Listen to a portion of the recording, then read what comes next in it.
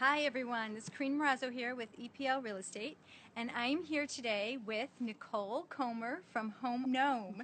She's an inspector and she owns her own company, and we are here today to give you a little education on siding. When you're looking at a house, what to look for, what a buyer sees and what an inspector sees, so that she can give you some insight on what to look for. And we're going to take a look at it, and Nicole's going to show you what to look for and give you some information on LP siding. And I'm going to turn it over to Nicole. Watch this.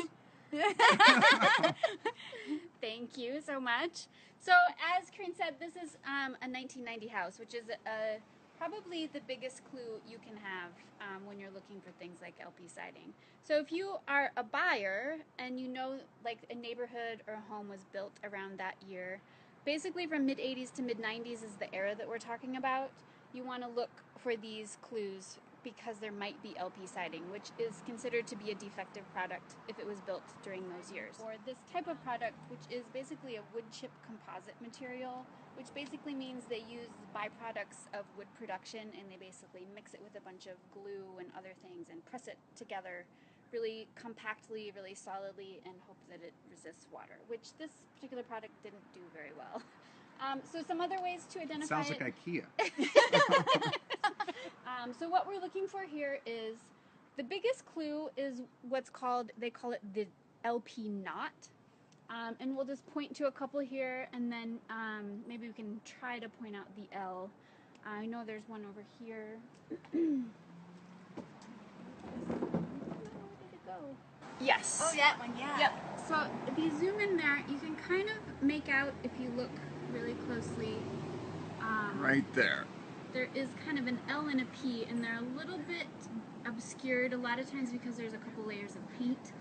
But other times, you know, they did try to kind of camouflage it a little. So right here you can see the nail head is driven in too far. So what happens when a nail head is driven in too far, it breaks the surface of the siding and creates an opening so that moisture can then get in that opening. Another thing to look for is at the underside of the siding. This is usually where a lot of the swelling happens. The bottom edge is really a place where you should be looking for any kind of, if it's thicker than what it should be. So if you take a measurement, it should be 1/2 inch or less. So how does this siding compare, Nicole? Can you see This swelling? This siding actually looks really good. It looks like they did a really good job painting this when it was first installed. And that's kind of key. It doesn't necessarily mean that it's going to last forever. There was a class action lawsuit for this type of siding. It ended in the early 2000s, so unfortunately if you have this type of siding, you're kind of on your own as far as replacement goes. But they did, it's not all LP siding, correct? They did make a different product now, which is, it has a different name. Yeah, so after about 1996, there's another LP siding that looks similar to this, but is not defective.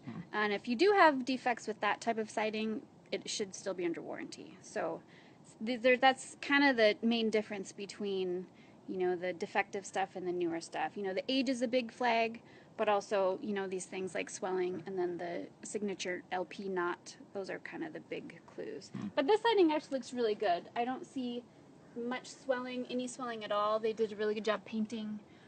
Places like seams, those also should be recalked very regularly, Right. Because you've cut that edge and now that's a place where water can then intrude and then cause swelling. Some other things to note about defective siding: this type of LP siding, same years, it's produced in these lap panels like this, but also 4x8 sheets. Those are a little bit harder to identify. They do still have, you know, the same signs like the swelling if it's not maintained very well. Delamination is kind of another thing that kind of goes along with swelling. Once you get really bad swelling, you can start to see the layers kind of come apart. A lot of times it's so bad that there's mold or mushrooms growing in the siding. That's kind of when So it's like a bit of an particle board emergency. type of thing. Yeah. It's like a sponge. Yeah. It gets moisture in. Exactly. Okay. So the main thing, you know, if you do have the siding and for some reason maybe, you know, you're not necessarily selling your house, but you want to, you can't afford to maybe replace the siding, you know, if it's not damaged, just keep painting it. The one thing I would say too is don't ever side over it. A lot of times people want to put vinyl siding over the top like you did with old wood siding. Yeah. That can accelerate the deterioration. So you never want to do that. You know, I always recommend that it be replaced, even if it looks good like this, because it's really only a matter of time. Interesting. Wow. Great information, though. I mean, because Yes. I didn't know anything about this before I started, selling homes. So it's great information, and thank you so much You're for welcome. coming out. Is there anything else that you would want to tell us about the siding? I think that's pretty much it. So Pretty, the top three would be if the era. I would say the age, so mid 80s to mid 90s, and then the LP knot. Looking for the LP knot. Yep, Yes. that's kind of the big. That's the main thing, because there's a lot of fibrous siding that's similar to this, but this brand has that very signature knot with the LP in the middle. So if it has the LP knot, it's definitely LP siding. Yes. It's gonna probably go bad. It At can some be point. maintained.